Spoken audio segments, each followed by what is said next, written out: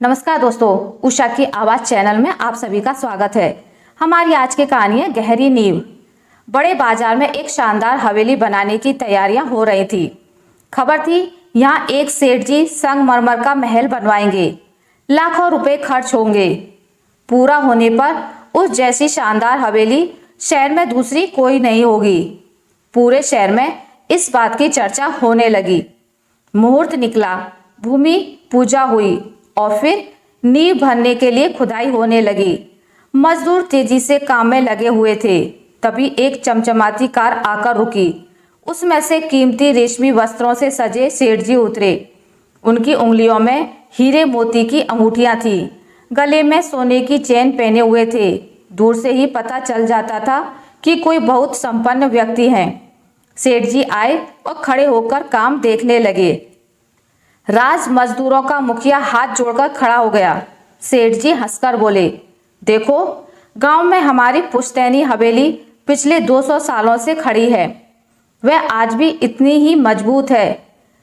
इस हवेली को भी वैसा ही बनना चाहिए। इसकी नींव जरा गहरी खुदवाओ। जी बिल्कुल ऐसा ही होगा। मैंने अब तक सैकड़ों हवेलियां बनवाई हैं, कहीं से कोई शिकायत नहीं मिली। आप बेफिक्र रहिए। सो तो है, फिर भी जरा ध्यान रखना, सेठ जी ने कहा। वहीं एक बूढ़ा मजदूर काम कर रहा था। सेठ जी की बात सुनकर वह मुंह फेरकर हंसने लगा। सेठ जी ने उसे हंसते देख लिया।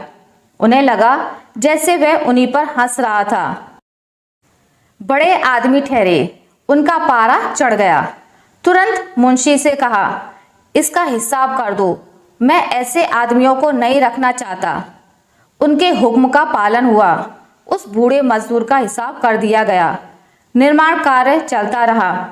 सेठ जी कुछ देर तक खड़े खड़े काम की रफ्तार देखते रहे, फिर कार में बैठकर चले गए। सेठ जी घर तो चले गए, पर बूढ़े की हंसी उनके मन में कांटे की तरह कसकती रही। पता नहीं क्यों रात में कई बार नींद में एक विचित्र हंसी कानों में गूंजी। सेठ ने बूढ़े मजदूर को अपनी ओर से दंड दे दिया था, फिर भी यह समझ नहीं पाए कि बूढ़ा उनकी बात सुनकर हंसा क्यों था।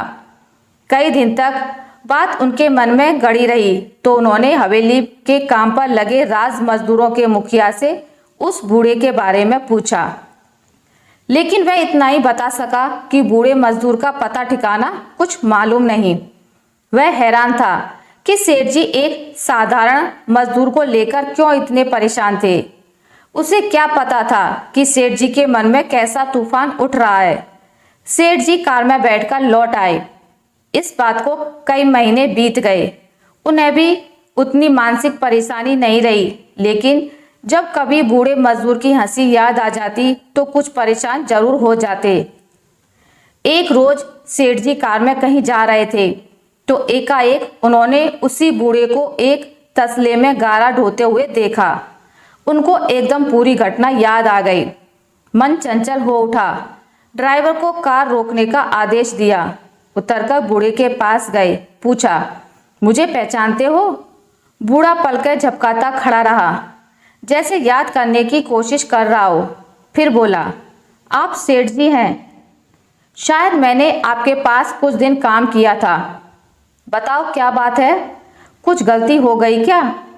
सेठ जी समझ गए कि इसे कुछ याद नहीं है।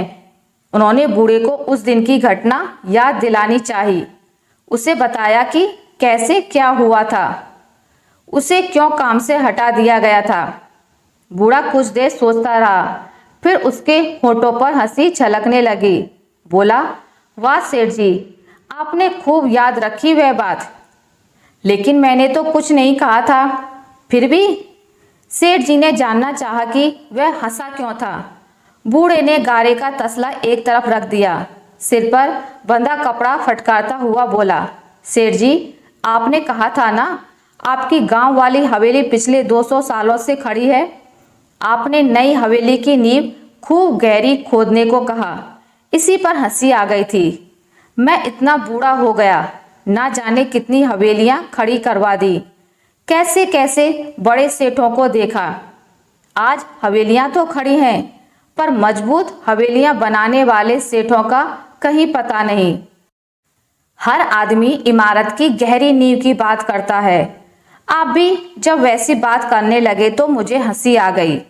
आपको बुरी लगी मेरी हंसी, क्षमा करना, कहकर बूढ़े ने हाथ जोड़ दिए। सेठ जी ने बूढ़े मजदूर के हाथ थाम लिए। बोले, नहीं बाबा, मुझे और शर्मिंदा मत करो। सचमुच मैं भी पागल हूँ। ईंट पत्थर की इमारत की नींव मजबूत करने की चिंता कर रहा हूँ, लेकिन आज पहली बार पता चला कि मेरी अपनी नींव कहाँ है। इसका कुछ पता ही नहीं। सेठ जी को अपनी बात का जवाब मिला।